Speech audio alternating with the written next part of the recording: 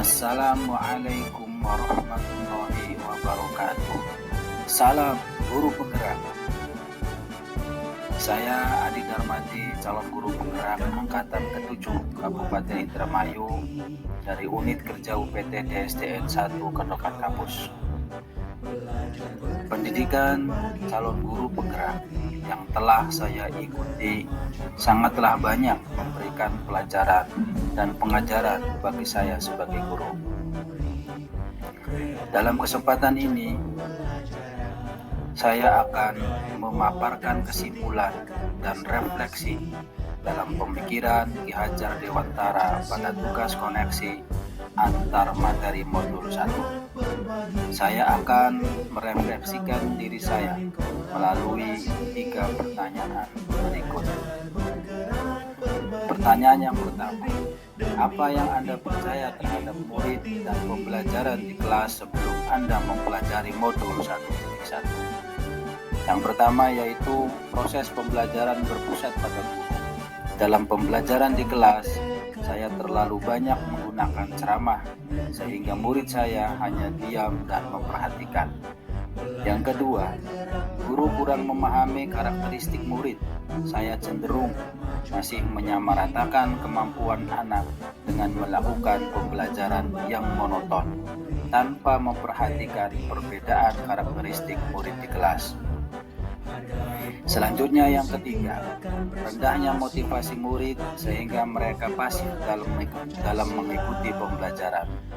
Saya sering merasakan ketika mengikuti pelajaran ada beberapa siswa yang terlihat lesu dan kurang semangat, sehingga tidak bisa komunikasi dua arah dalam pembelajaran, dan pembelajaran itu pun menjadi tidak bermakna, bahkan tidak menyenangkan murid-murid. Yang keempat yaitu pembelajaran yang terfokus kepada ketercapaian KKM dengan mengutamakan aspek kognitif saja.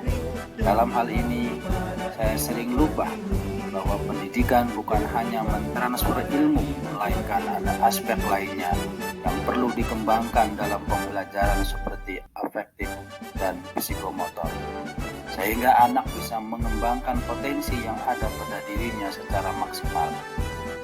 Pertanyaan yang kedua, apa yang merubah dari pemikiran atau perilaku Anda setelah mempelajari modul ini?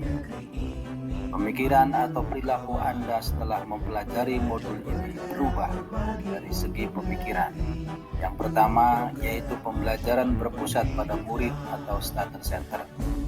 Pembelajaran berpusat pada murid adalah proses pembelajaran yang menjadikan murid aktif karena mereka terlibat dalam proses pembelajaran, sehingga mereka dapat mengkonstruksi pengetahuannya.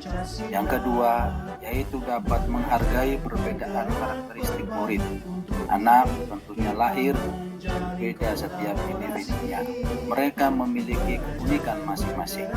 Saya sadar dengan adanya perbedaan ini akan menjadikan pembelajaran lebih berwarna, mana sebagai among saya harus menuntut murid sesuai dengan kodratnya. Yang ketiga, yaitu menyadari bahwa guru bukan satu-satunya sumber belajar. Apapun yang ada di sekitar kita bisa digunakan sebagai sumber belajar murid. Murid bebas untuk memilih sumber belajar apa dan dari mana yang akan mereka gunakan untuk belajar. Merubah pemikiran dari menuntut menjadi menuntun. Berubah dari perilakunya sendiri. Yang pertama, saya terus berusaha menciptakan pembelajaran yang menarik dan menyenangkan. Saya berusaha menerapkan berbagai metode dalam pembelajaran. Hal tersebut bertujuan untuk menciptakan pembelajaran yang menarik sehingga dapat meningkatkan motivasi murid dalam belajar. Yang kedua, yaitu memberi kebebasan kepada murid untuk menyelesaikan tugas sesuai dengan minat, bakat, dan kreativitasnya masing-masing. Yang ketiga, yaitu menuntun murid dalam mengembangkan potensi atau bakat yang dimilikinya sesuai dengan kodrat alam dan kodrat zaman. Lalu kegiatan observasi, wawancara, dan pendekatan secara personal guru akan tahu potensi dan bakat yang dimiliki setiap murid, sehingga mampu menuntun perkembangan potensi dan bakat secara maksimal. Pertanyaan yang ketiga, apa yang dapat segera terapkan lebih baik agar kelas Anda mencerminkan pemikiran Ki Hajar Dewantara?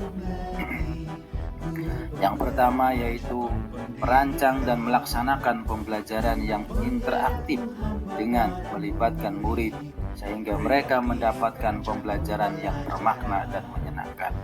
Yang kedua yaitu menerapkan konsep gerakan merdeka belajar, berikan kebebasan kepada murid untuk bereksplorasi dalam menentukan belajar, baik akademik maupun non-akademik. Guru tidak lagi menjadi sumber utama, namun guru harus kreatif agar murid bisa dibimbing dan diarahkan sesuai dengan kodratnya. Yang ketiga yaitu pembelajaran yang mengutamakan aspek budi pekerti. Pembiasaan yang baik akan selalu saya teladankan kepada murid supaya mereka menjadi pribadi yang baik. Dan yang terakhir yaitu pembelajaran yang sesuai dengan kodrat alam dan kodrat zaman, mendidik sesuai kodrat alam yang dimiliki anak, supaya mampu memberikan tuntunan dan perlakuan sesuai dengan karakternya, sehingga pembelajaran lebih menyenangkan, kemudian tetap terbuka dan selalu mengikuti perkembangan zaman yang ada, namun tidak bertentangan dengan nilai-nilai kemanusiaan, konteks sosial budaya yang ada. Nah, dengan demikian kesimpulannya, pendidikan adalah menuntun anak sesuai minat dan bakatnya. Kemudian pendidikan sejatinya adalah berhamba pada anak. Pendidikan yang humanis dengan konsep sistem Among, memberi teladan, membangun motivasi, dan memberi dorongan. Dan perlunya penanaman budi pekerti yang baik untuk pendidikan. Demikian, Assalamualaikum warahmatullahi wabarakatuh.